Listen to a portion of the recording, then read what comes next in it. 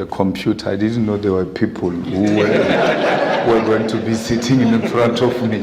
So when it was explained was that it's like a Zoom and but thank you for once more receiving the EFF. I said to my brother, we may not be friends with RMB or any of the capitalist institutions, but we coexist in the same environment and we ought to understand one another. Because our ideological differences shouldn't mean enmity. So we don't see RMB, whatever other financial institution, as an enemy. We see them as institutions that needs to be transformed. Our policies are very simple. Our battle cry is land, jobs, and stop load shedding. So we seek to expropriate land and without compensation, because the land was never compensated when it was taken. And someone says, no, don't scare investors, but even investors are scared of the truth, they can run. The reality is this land was stolen through the wars of dispossession, and people were killed. And the only way to reverse that pain is to restore the land back into the hands of the people. What happens to these beautiful buildings that are on top of this land? They remain RMB buildings, but this is our land. They should know that their building is sitting on top of our land. And if they decide to do anything on this land, which is not in line with what they occupied the land for, they should seek permission from the state.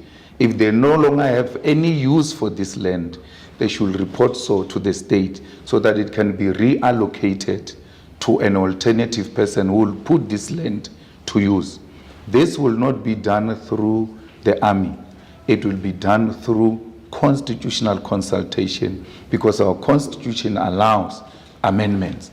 So if you do, because if all of you, when you argue, you say, follow the constitution. We've got the best constitution in the world. But when we follow the constitution and amend it, it is a problem when it's not favorable. So we want all of the land to be in the hands of the state, so that when the state wants to make an allocation, there is no difficulty. Today, everything else is cheap except the land. It might be very expensive to buy this land and very cheap to build this beautiful building. Why should it be? The land must be available to those who are going to use it, and those who don't use it, they must lose it. Someone says foreign direct investment does not invest where it doesn't own the land. It's not true.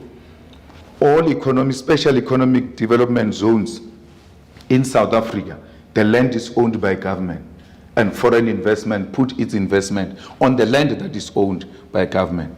So it shouldn't be inconsistent argument that no, when the state owns the land, the people will not invest on that land when they are investing on it now. If there is any economic development happening in any big economic development zones, go and check the ownership of that land. It's a state-owned land. We need to do jobs. You cannot do jobs without industrialization.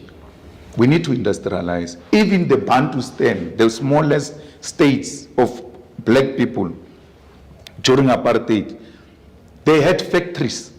There is no single Bantustan leader, be it Mangope, be it Ntsangwisi, be it whatever, including Buteles. All of them, if you go into their areas, they are industrial sites during apartheid by Bantustan government. Tell me now of any industrialization that has been state-led, and then we complain about jobs. Very rich in minerals. All those minerals are extracted from our land, and they are put on top of a truck to Richards Bay. When you look at that, you say, no, it's chrome. It's not chrome. It's jobs in a truck transported to China to go and do job creation in China. Because that chrome, when processed here, we don't even clean it here. So when processed here, you can imagine how many jobs can be done. So we need state ownership of the mines. So when we say nationalization of the mines, We don't mean we're going to take a mine of Anglo-American and nationalizing. We mean the state must have its own mining company, which will be given preference, especially on profitable minerals. Let's go to Mokopane, for instance. The platinum in Mokopane, Anglo-American is no longer mining. When it gets mining rights, it outsources the mining to other companies. But Mokopane, they are mining it themselves directly. Why? The platinum is just here. It's the most profitable mine of platinum. And that, if was owned by the state, how many jobs we're going to create with that money of that platinum alone? How many social responsibilities can we attend to with that money alone? How do we do that? The state is not driven by profit. The state, with its money, is able to reinvest in the social well-being of our people.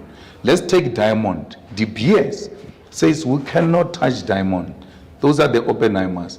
They go to Botswana. They give the government of Botswana 50% ownership of the diamond. When it comes to South Africa, the same company owned by the same people are refusing to do that. What does the government of Botswana do with the 50% profit they make in the diamond? They invest it in the social beings of the children of Botswana. All children of Botswana, everywhere in the world, get a stipend every month. When I was in Washington, D.C., some other time in my previous life, in a wrong organization, I happened to